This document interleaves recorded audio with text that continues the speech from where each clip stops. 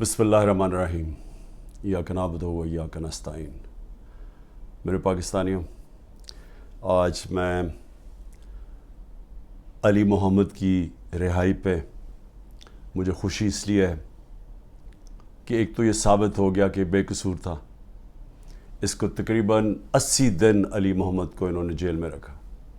उसके बावजूद ये साबित हो गया कि कोई इनके पास एविडेंस नहीं थी अली मोहम्मद को कि वो किसी किस्म के तशद्दुद में वो शरीक हुआ।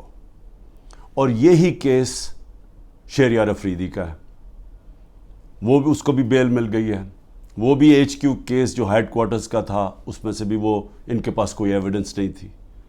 9 मई को जो मुझे कोशिश की थी 30 मेरे ऊपर दहशतगर्दी के केसेस किए, जब मैं जेल में था। जुल्म भी मेरे से होता है। गैर कानूनी आईनी तौर पे मुझे वहाँ जिस तरह पकड़ के लेके जाते हैं मुजरिमों की तरह, और उसके बाद जब मैं जेल में होता हूँ तो मेरे पे केसेस हो जाते हैं कि मेरी वजह से ये जो जलाओ घिरा हुआ।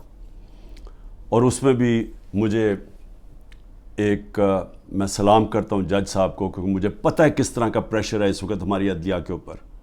मैं सलाम करता हूँ इसलिए कि आज कल के ज़माने में हक और सच पे खड़ा होना आसान नहीं है। वीगो डाला पहुँच जाता है घर।